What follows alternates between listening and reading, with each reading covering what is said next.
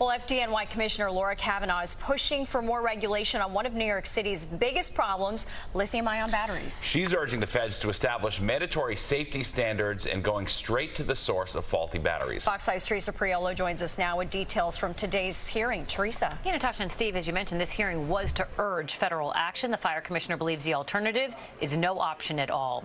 The commissioner met with members of the Consumer Product Safety Commission today to discuss lithium-ion battery fires.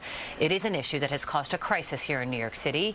In the first half of this year, there have been 131 fires, 76 injuries, and 13 deaths. Compare that to a decade ago when these kinds of fires were relatively rare, according to the fire commissioner, Laura Kavanagh. The popularity of e-bikes and scooters boomed during the pandemic, and she says with it, issues surrounding how and where these devices are made, how they heat up when they're charging, and where they are placed in apartments across the city. Now, unlike other products, there's little oversight of these devices, and so the city can't go after the manufacturers to demand that they be improved.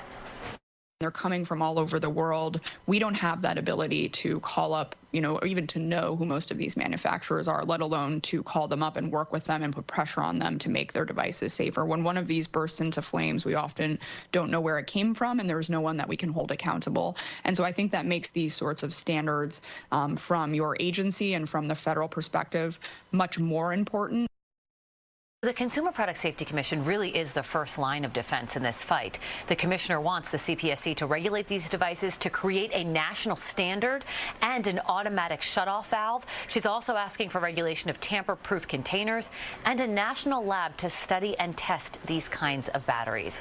Here's the important thing. This is not a New York problem. These batteries are everywhere, but New York City says they keep meticulous notes on every fire that the FDNY fights, so naturally the city would be a leader on any sort of regulation and change. Natasha. Yeah, something needs to be done. All right, Teresa, thank you.